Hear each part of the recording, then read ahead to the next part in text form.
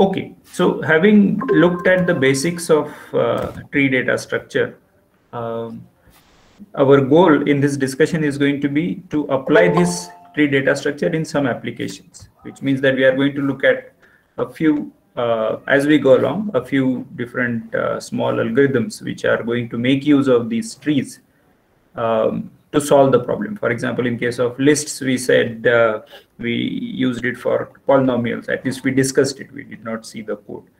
Then for stack, we used balance parenthesis example. Then for queues, we looked at the call center application. Then we would like to construct trees in C++ and perform operations such as insert and others as we go along. That is the implementation of trees, while the first one was the usage of the ADT.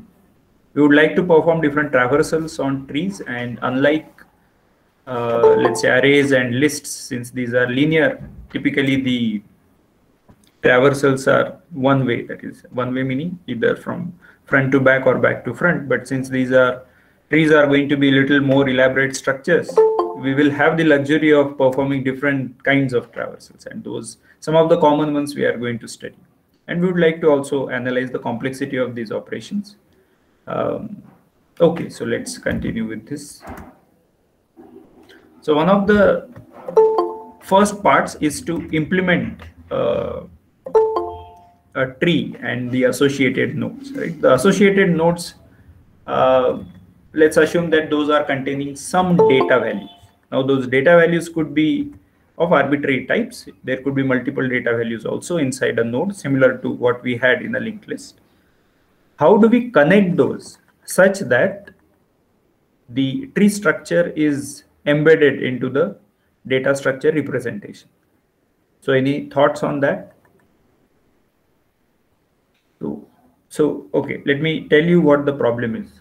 If it is a binary tree or a k-array tree where there is a cap on the maximum number of children of each node, then it seems reasonable. Then it seems easy. If it's binary, you can just have 2 pointers. If it's like k-array tree where you have maximum k children, then you store those as arrays or k pointers. That is also okay. But in general, tree need not be binary or a k-array. Tree need not be regular. Nodes might have very varying degrees. In such cases, for example, I mean, just to give you one example, as one of you had also mentioned in the first class, that directory structure can be represented as a tree. Now, inside directories, there is no such thing as only two files or direct subdirectories, etc. Right? So you can have arbitrary length. So how do you represent a directory structure using a tree data structure? Any thoughts on that?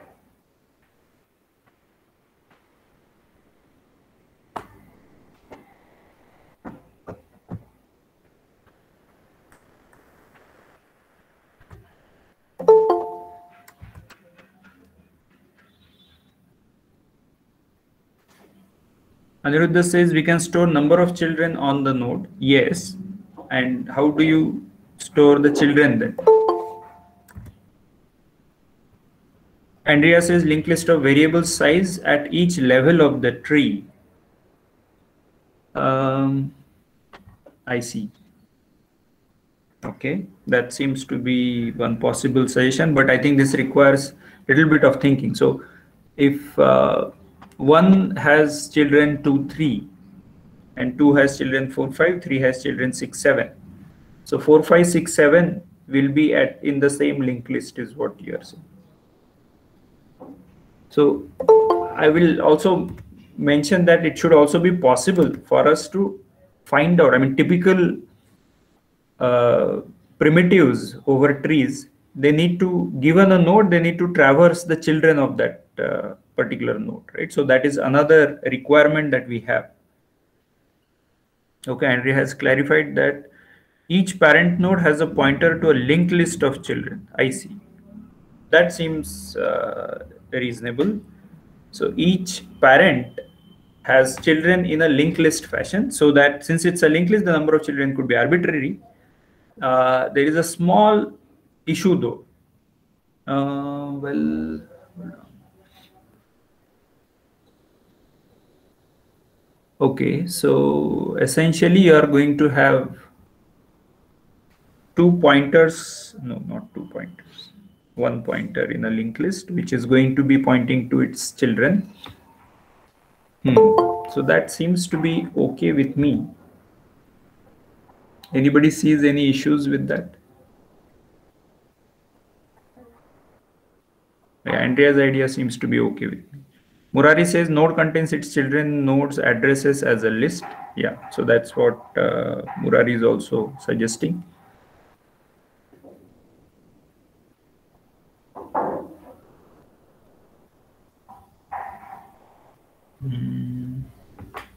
Okay, that seems to be a useful idea. Anybody sees any issues with this approach? So you have root pointer. Root pointer is going to keep track of the immediate children's addresses in a linked list, right? So it contains only the head of this linked list. The root contains the head of the list.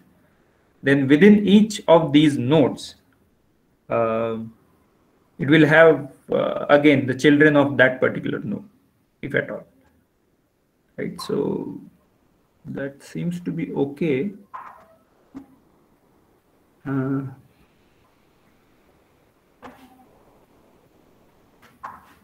Sir, then sorry. Yeah, Murari. The whole tree will be in one list, or it will be heap address. I mean, everything has to be stored in the list only.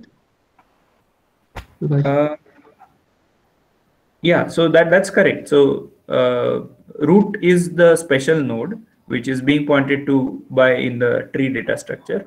From there, we will have in the root node, we will have the head pointer, which is of type list. And within each list, each node is essentially going to contain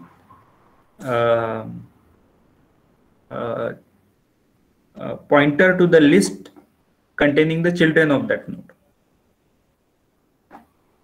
Okay, Shania says traversal might be slow since we can't directly reach a child from its parent. We have to go through the first child.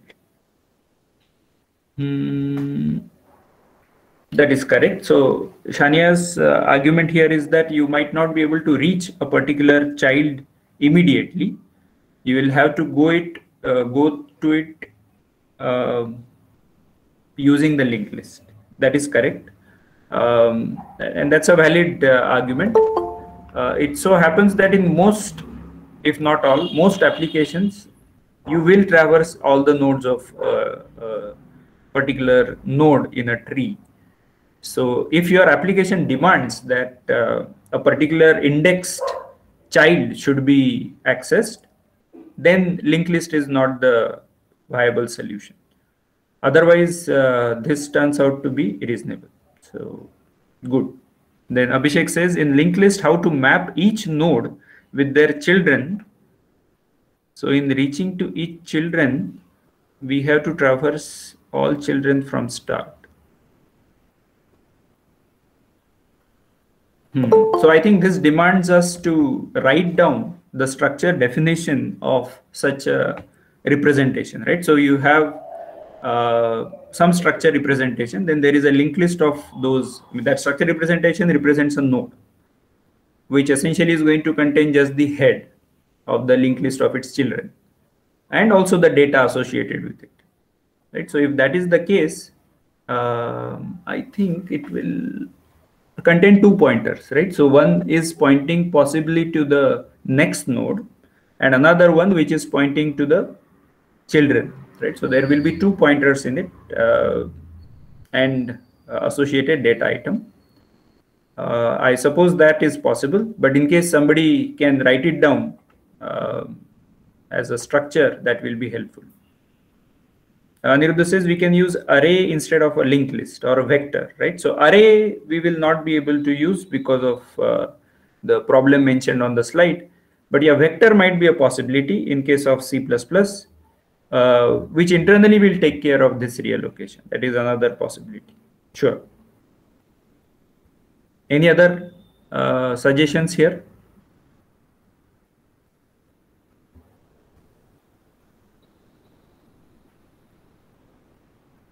All right. So we'll take Andrea's suggestion. What we are going to do is essentially define a tree node.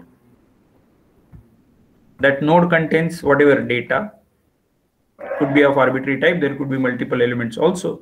And then PTR to node is essentially pointer to that node structure, which we have defined using type def. And I'm going to define the first child, that is the head of the linked list, and the next pointer, right? Because you are also part of, you are also child of some other parent, and therefore in the linked list you need to have the next pointer. I'll show it graphically, but before that, the alternative that Aniruddha has mentioned, let's okay, I think it is there. Okay, so the tree structure will look like this. This is the root that contains 3 children B C D, sorry, not 3, 6 children B C D E F G, and these are, you cannot access D directly from A. You have to go via the linked list BCD, and we have a basic assumption that in most applications you need to traverse all the nodes of all the children of a node. If your application demands a particular indexed child to be referenced and not others, then we need to modify the representation. Then this representation, as Shania has suggested, is going to be slow. B does not have any children, C does not have any children, so their first child is going to be null. D is pointing to a 2-node linked list, so its children are H and I. And F points to, I mean, E does not have any children, G does not have any children, and so on. Right? Any questions on this representation?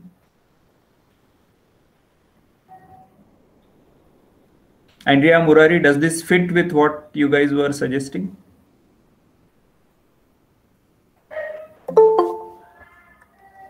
Sir, I was thinking of different, like suppose root is there, root contains all the addresses of its children. And suppose we want to go to the children of the first child of the root, then we go to that node that also contains its children's addresses. Right, but how many children's addresses will it contain? How much ever it can, like it depends, like it's a list. We can append the addresses whenever a new child has to be inserted to that node. Oh, I see. So you are saying that A contains the addresses of B, C, D, E, F, G. Oh, I see. As a linked list. Oh, I see. Yes, sir. Or just a vector, maybe. Yeah, correct. Yeah. Vector, I mean, see, vector is more for our convenience.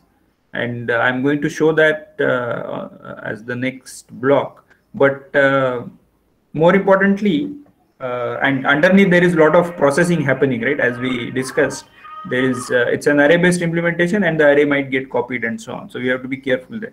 But here, if you keep track of B, C, D, E, F, G's addresses as a linked list, yeah, I think it will turn out to be very similar to this, but just that we are separating the addresses and the data. Sure, I understand. Good. Any other concerns, questions here?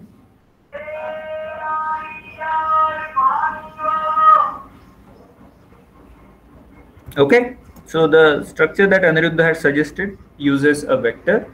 So we have a vector of node pointers, which essentially is the children of this tree node, which also allows you to access a particular index node, right? So Shania's argument of if you need to access a particular node and not others, that can be taken care of using this vector, but internally it has higher complexity, right? So that you should be aware, right? And the structure will resemble how we represent trees pictorially. And so there are no lists now amongst the children of a node, but the node itself is keeping track of all these pointers as a vector. In the case of Murari session, it would be as a list. In this case, it is going to be a vector. Any questions so far? And you can see the mapping, how it is being represented in the left-hand side representation.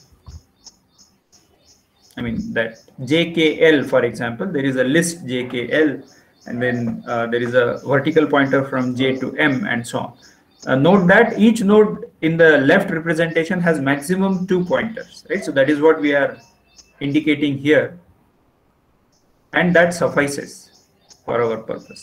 So that's a, in some sense, an interesting representation. All right. Okay, so we'll move ahead from here, and I'm going to actually take the suggestion from one of you where the directories could be represented as a tree. Before that, Namisha has a question. Is it possible to have different size for the same data type? Like A has a different size and E has a different size. Okay. As far as the structure is concerned, that is a little difficult. I mean, you can push these things into a union and have the larger of the two as the size. So that is one possibility. But in general, the structure has to have a fixed size. Alternatively, if you know the number of children of a node at population time meaning when you are populating the data structure, not statically. So there is no fixed number of children that each node might have. You can still have, let's say, pointer to node star, that is node star star, where it's an array of pointers. And then if the tree remains static, that is no new nodes get inserted, etc., then you can possibly have it as node star star and then node star star, and then have those arrays of pointers where the array size will differ depending upon the children, but then the insertions, etc., will become problem. Essentially, you are going to have a vector of pointer to node as we have on the right hand side. So yeah, so we cannot usually have different size of these structures. Well, you might be able to do some gimmick here by having void star, by making use of void star, where everybody is pointing to void star, and then you decide and number of children, and then based on that void star number of children, you typecast it back to the number of children that it might have. So that is one possibility. I mean, only in extreme cases we should use such a representation. It's not a very let's say high level representation, I would say. Right. Any other concerns here? Yeah. Okay, so let's come to the directory listing part, where we would like to have, let's say there is a root directory, let's say slash, within that there is home, right? And I don't care about the other subdirectories inside slash, maybe there is only one. Then within that there are three student directories, Somesh, Saurabh, and JK, and so on, right? So each one of them are working on different parts and so on. So now this directory structure, if you look at it, you can easily see that it is representing a tree, right? As long as we don't have links in the directory structure. So our job is to now represent this as a tree in our data structure, right? And just as a quick question, there is a Linux command to show a directory in a tree structure format. Anybody knows that command? Okay, good. So Shania and Namisha are aware of that. Murari is also aware of. So it's actually called as a tree, and it shows a directory structure similar to this. So you'll be able to see it easily. Right. So okay. Although it is not exactly in the same format, I mean, not in this hierarchical format, but it's a vertical and horizontal in a 2D plane it is showing. Okay, so we would like to, so one thing which we would like to look at as far as this representation of the directory structure is concerned is that how you are printing the tree, right? So when we print, let's say here there is a root which is represented as a dot, then there is home, right? There is only one directory. Within that there are three directories, JK, Saurabh, and Somesh. Now these are not printed directly, in the sense that I'm not printing, I mean, this particular utility is not printing it directly. It's saying I'm going to print JK, but after that I'm not going to print Saurabh immediately. I'm going to print all of the subdirectory first and then go to Saurabh. Similarly, when I come to bin tree, for example, or SPW. Within that, there are two subdirectories, bin tree and search tree. I'm going to print all of bin tree, then search tree, and then all of subtree of search tree. Right? So there is some sort of, it likes to go deeper into a particular directory and then come back to the same level. Right? I hope you are able to see this. So it is going deeper into a subdirectory, finish up to the leaves, that is finish up to the files, and then come back to the next subdirectory and then work on the subdirectory. Right? So this kind of traversal is called as depth first traversal, which we are going to study, but just as a precursor to that, I'm just mentioning it here. All right, so let's quickly look at the representation of a node in the actual C++ code, as well as the let's say some small traversal of the tree. Right, so that I'll switch the code to let me unshare the screen.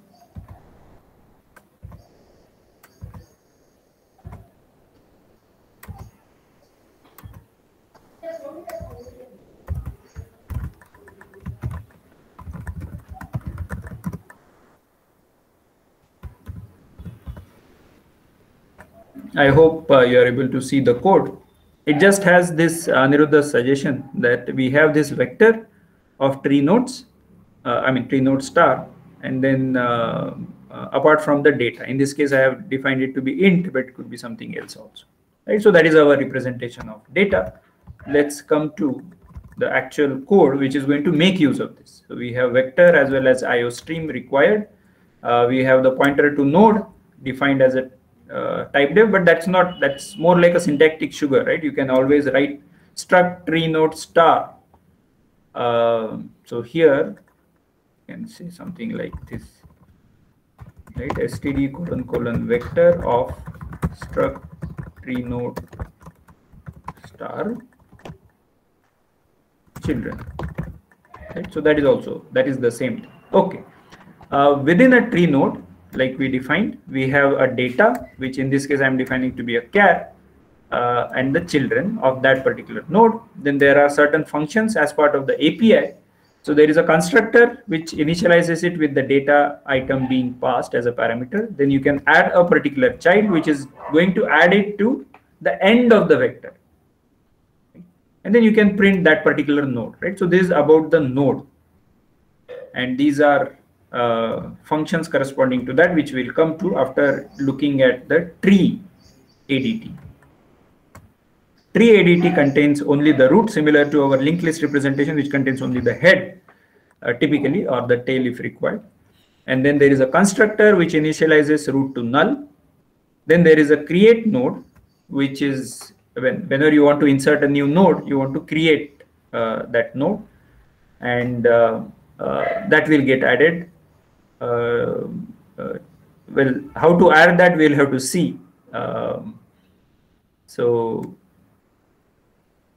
after that, the tree can be printed in a particular order, right? So that pre-order, etc., we are going to study now, and then we'll come back to this particular code of what pre-order is. But this is very similar to, not very similar to, but has some similarity with the prefix that we studied. So the operator comes first, and then the operands. Right? So in a similar manner, we can have a pre-order traversal where the node gets printed first before its children. Right? So we'll come to that, don't worry. Let's look at quickly the tree nodes functions. Those are rather straightforward. As far as the constructor is concerned, it just initializes the data with data. Add child is the one which is going to add link. So we need two functions. One is the creation of a node, and then creation of an edge in this tree. Right? So create node is inside tree class, whereas add child is within the tree node class. The reason being that this particular, in this case, it so happens that all of this is public, so it's not really a problem. You could have done it from the tree also, but tree node is really aware of where its children are, and therefore adding a child can be done nicely within the tree node class. That doesn't mean that you cannot have add child inside a tree, where you are passing two parameters, node pointers, and then it is adding an edge between them, or add edge could be an appropriate name. That could also be done. But internally, it can still call add child on the tree node. So that add child is just taking the vector children and then just pushing back the child, which means that is inserting the child at the end of the current set of children of this node. Similarly, print is only printing the data value, right? So this part is okay. We'll come to trees functions after looking at the traversals, but let's look at main.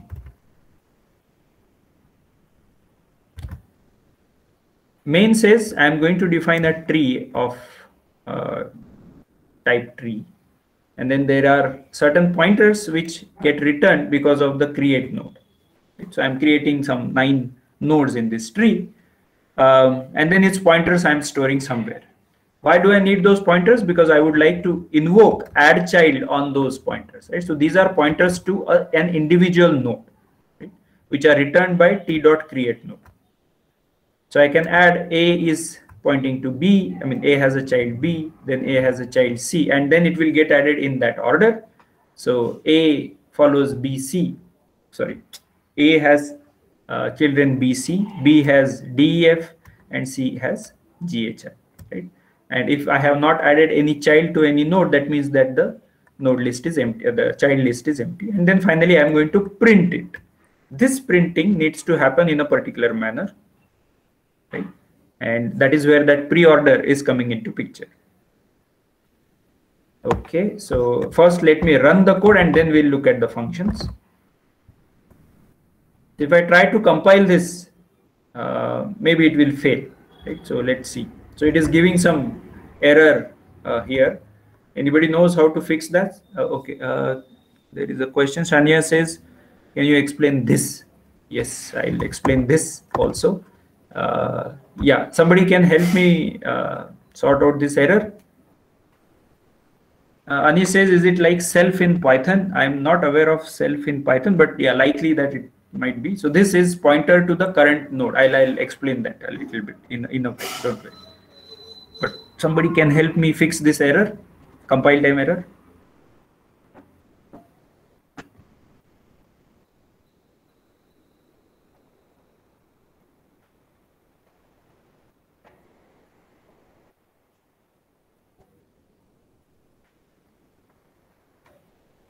The line is also mentioned there, line 36, for auto child colon RR arrow children pre-order child.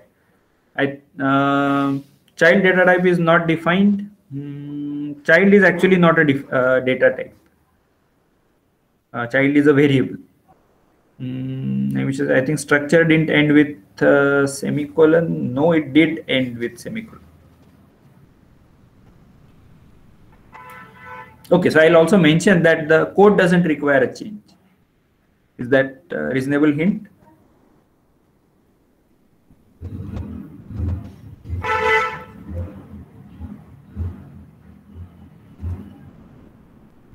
And he says declare the type of child.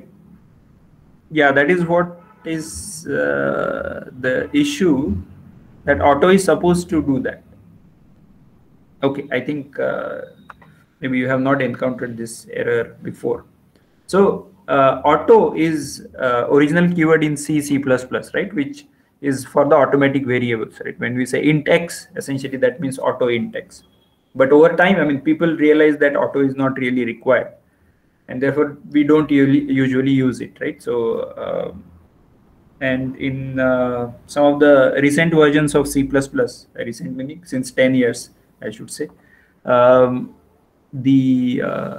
people have figured out that some of the types might become very complicated. So isn't there an easy way that in some cases the compiler can figure out what the type is?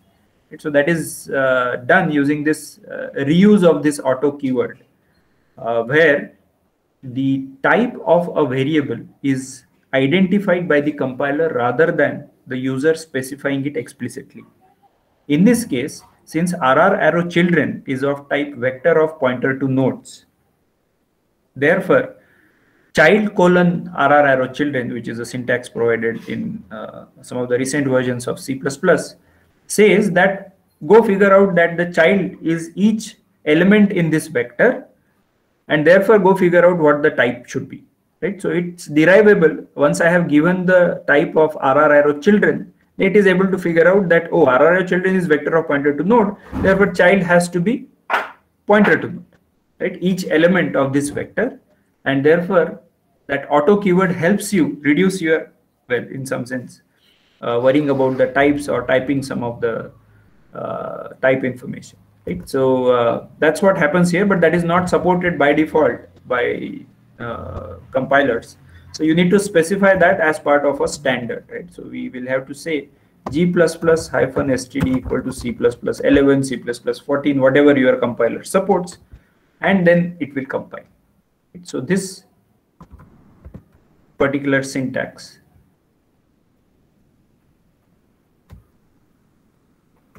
especially this part, this is supported with C++11. In fact, I can do that for other places also, right? For example, I could try doing it for this. So let's say that I do auto here. What does that mean? That I want compiler to figure out what its type should be.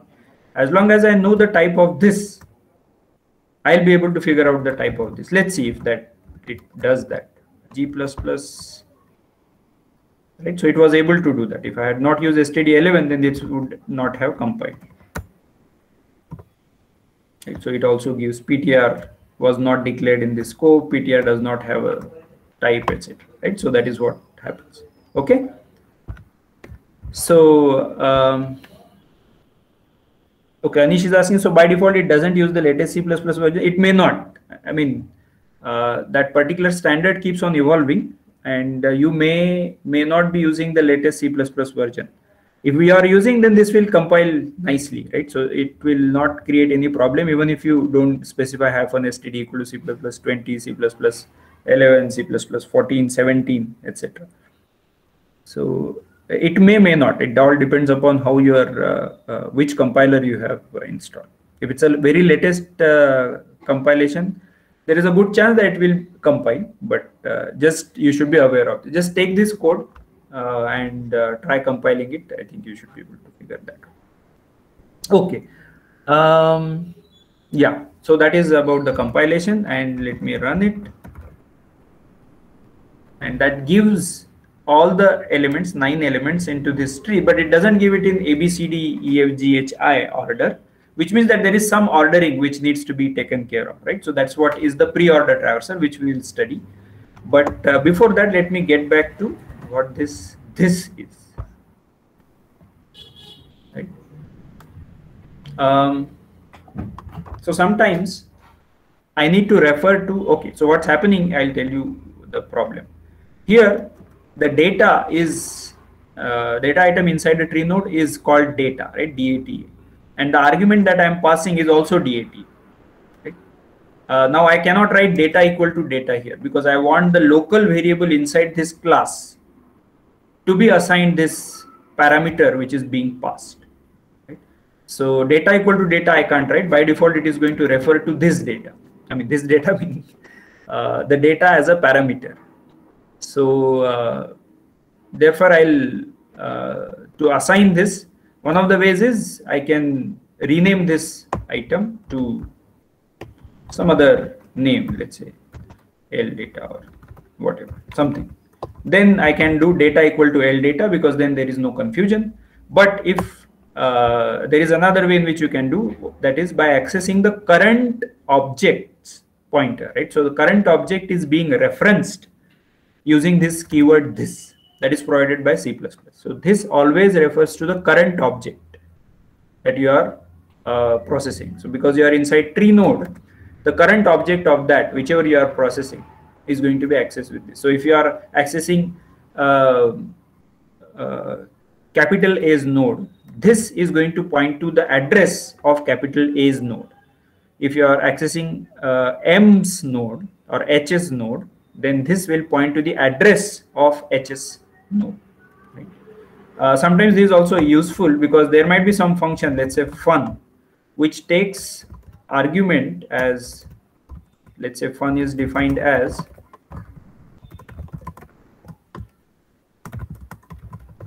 or fun tree node, right? If that is some function which you have defined or some other library has defined, how do you call that fun? Right? So this also creates a problem. For this becomes this turns out to be very handy, or you can write fun of star this, because this is a pointer to, depending upon whether it is tree node star or tree node, you can pass this or star this. Right? So that also is another use case for this pointer. Okay. Okay, Shania is asking, under what cases is the compiler not able to figure out what data type it should be? Typically, if you, okay, I'll also mention, since you have asked this question, it's a good question. The reason being that in most cases, the compiler can figure out what the type is. Right? In most cases, whenever you are performing some assignment, right-hand side's type, if it is known, left-hand side's type will be figured out. It will be able to figure out. However, when we are declaring these types, for example, struct tree node, right, data type, data, etc., there is no other way to figure it out. So you have to specify that. So there I cannot type auto data. I have to write data type data or whatever is the type. But typically, whenever there is an interplay of two operations or two variables, and one of the variable names types is known, the other type can be easily derived. Right? So in most cases, in expressions, you will be able to figure it out. In the declarations, it becomes difficult. Declarations, you have to specify. Any other concerns, questions? Manichandra is asking, can I know which code editor you are using? I am using VI.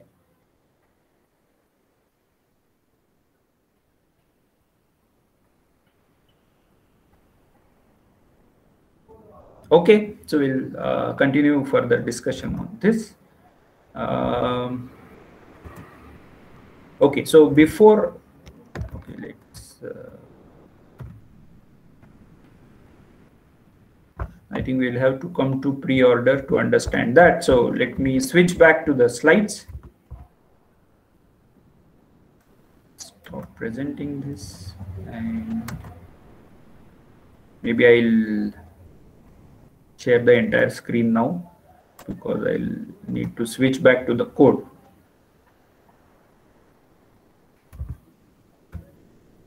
Okay, so from our codes, let's come to the traversals. So now we said that for lists, it was okay. You can go from front to back, back to front. Those were the traversals possible. Now, in case of trees, there are multiple ways in which you can do. Right? So there is this. Again, this is going to be in three forms, like we had infix, prefix, postfix. We are going to have pre-order, post-order, and in-order. Right? So pre-order means that each node must be processed before processing its children. Right? So give priority to the parent is what this pre-order traversal says. And the children typically can be processed in any order, but we process it in the order they are stored. Right? Post-order says after its children, so give priority to the children. And that doesn't mean, so when you go from root to its children, let's say from A to BCD, that doesn't mean that B will get printed first. As soon as you reach B, that is also a parent of somebody. So give priority to B's parents, B's children. Right? That is what will happen in the post-order traversal also. So now you can possibly start thinking about in what order we had printed the tree output, right? So if you know the answer, please type it in the chat box, and by the time I'll finish this, right? So pre-order and post-order are essentially examples of depth-first traversal. Right? So some of you might have heard depth-first search. Right? So that is what this is going to be, but that is applicable also in the context of arbitrary graphs, but you can have this in the context of trees also, because trees are graphs.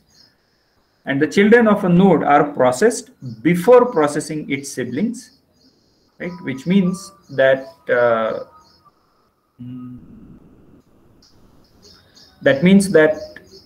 there is some sort of left to right and top to bottom processing that we can think about, right? So top to bottom is required for children and parents, that is the ancestor descendants, whereas left to right is required for the siblings. Right?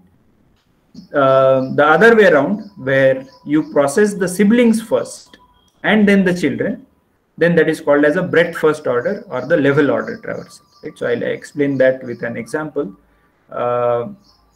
But let me see if okay, Anish says the directory was pre-order. Let's look at that.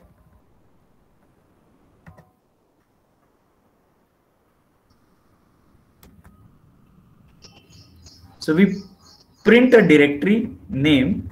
After that, before printing its sibling, we print a directory first, which is JK. Then before printing its sibling Saurabh, we are going to go inside, which means we are giving priority to the children, and therefore this is a depth first traversal. Right now, within that, is it pre-order or post-order? Well, the directory is getting printed before the children, and therefore this becomes pre-order. So Anish is right that this is a pre-order traversal. Right? Any concerns, questions?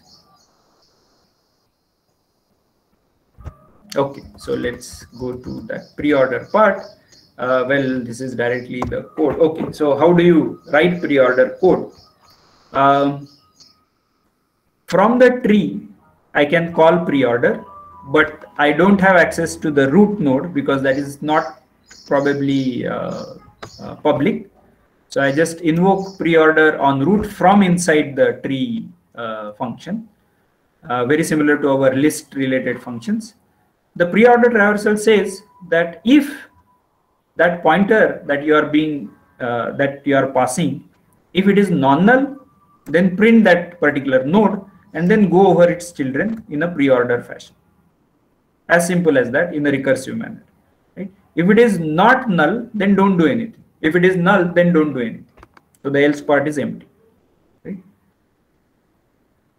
Does this work? Anybody wants to suggest that there is some problem with this code? Will this print the directories in the expected order? So RR arrow print is the tree node related print, right? And the this particular pre-order is going to get called from this particular pre-order is going to get called from trees print. But does this work? Right? What am I doing in this? Again, I'm saying that there is child which is going over all the children from left to right order, right? Because I'm storing the vector in that order and I'm invoking pre-order on the child. Right? Does this work? Does this give the expected output?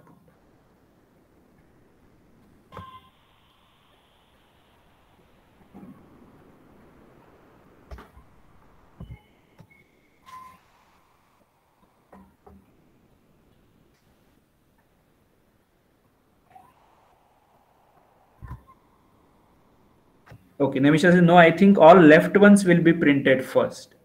Okay, so let's take one simple example. Maybe we'll say that there is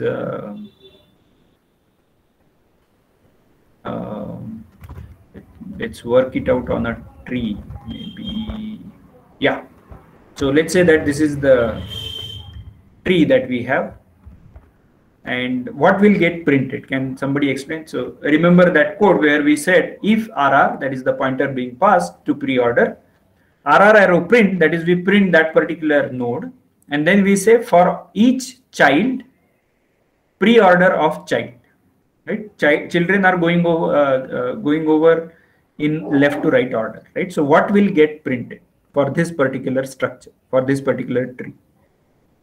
I can get you started. We will start with the root. So we'll print slash because of RR arrow print. And then we'll say for the children, go from left to right. There is only one child home.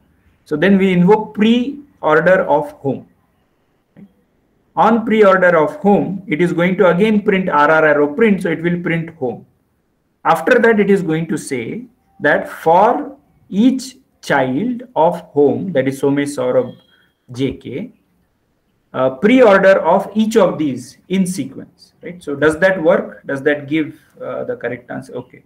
Even I think all left ones first. That is Shania says, Murari says /home Somesh acad 1.c. Okay, Surya says home Somesh acad 1.c. Mayank says home Somesh acad 1.c 2.c intern IBM first readme, second readme, third readme. Okay, Salman says slash home .c 2.c 3.c intern IBM. Okay. Is this the correct ordering? Is this the correct pre-ordering that we were thinking about?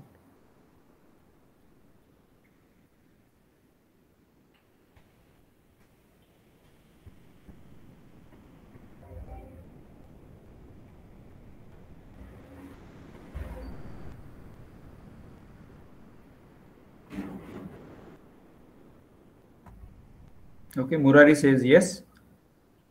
I would like to hear from Nemisha and Shania whether you think this will be a correct order or not. Anish says yes, Mayank says yes. Okay, but Nemisha and Shania, do you agree with our friends that it will actually print this particular output?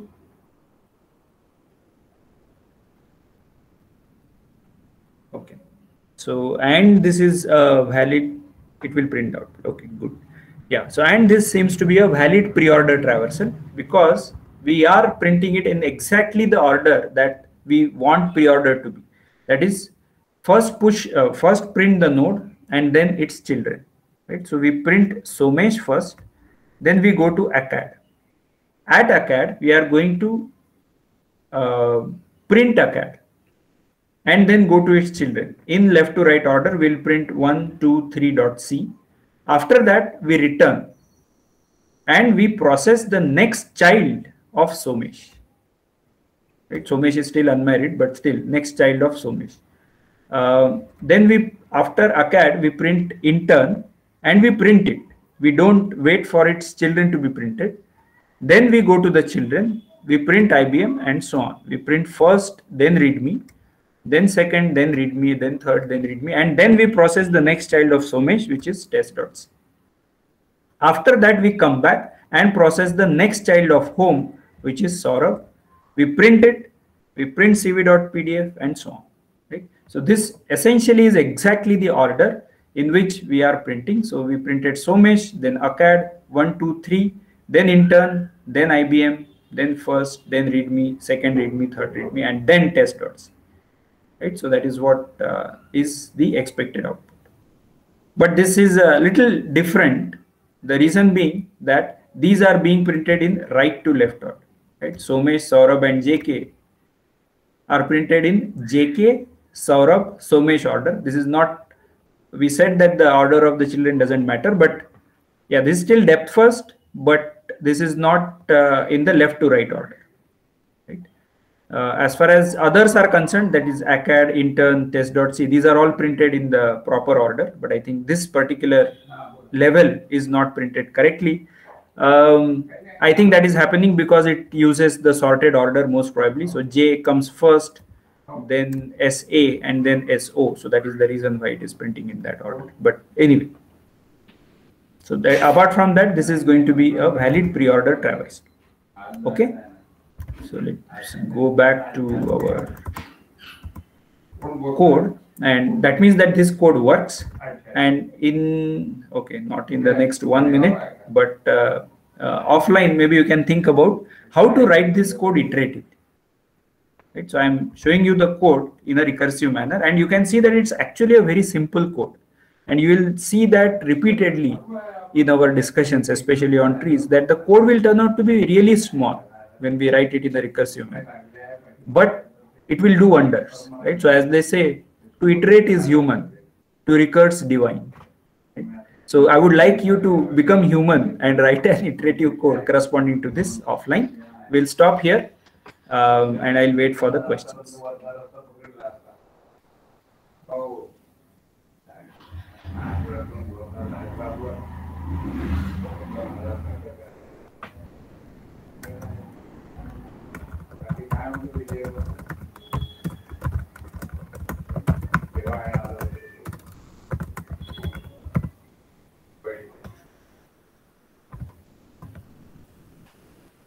just to record this.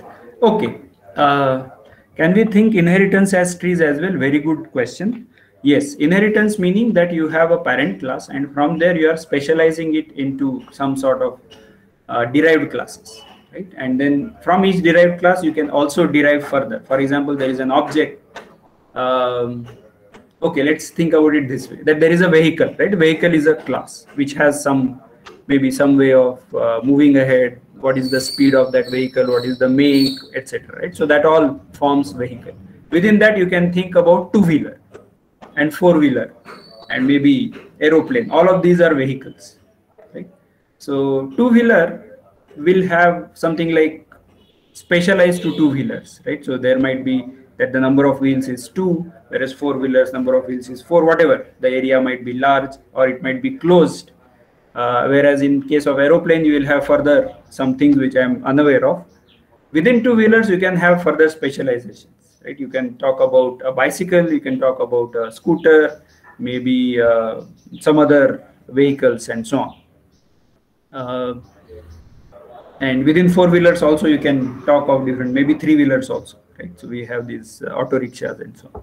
So all of this is possible. So you can visualize this to be some sort of a tree structure. So in case of Java, for example, this inheritance is hierarchy. This is called as an inheritance hierarchy. This is actually a tree. However, in case of C++, it is not a tree. And can somebody tell me why? I mean, you don't need to know C++ for that. As long as you know whatever we have discussed about trees, you will be able to guess. Is it graphs then? Yes, in general it is a graph, but there is something in between that it comes to. And why is that? That is my question.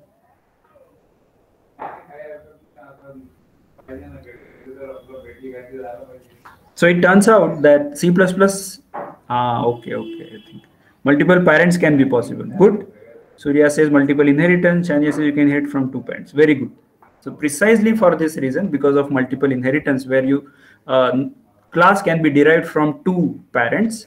That is, let's say there is a hybrid that you create out of, let's say there is some hierarchy of, let's say students, right? So you have these students, then students of let's say IIT, then specialized to a particular branch and so on, right? So this is one hierarchy. And then there is some other hierarchy where there is employee. Within that, there might be a manager as a subclass or derived class. And derived class of manager might be maybe entrepreneur or something, right? And then you can have an IIT Madras student as an entrepreneur. So then you can create a new class which is deriving its properties from IIT Madras student as well as an entrepreneur. So that becomes multiple inheritance. This is not possible in Java, this multiple inheritance. You can do this in a different way, but in case of C++, this is allowed. And as soon as a node has multiple parents, more than one parents, it cannot be a tree, as we have discussed in the last class. And therefore, this in general won't be a tree, but yeah, if you do not support multiple inheritance, it turns out to be a tree. Good. Any other questions?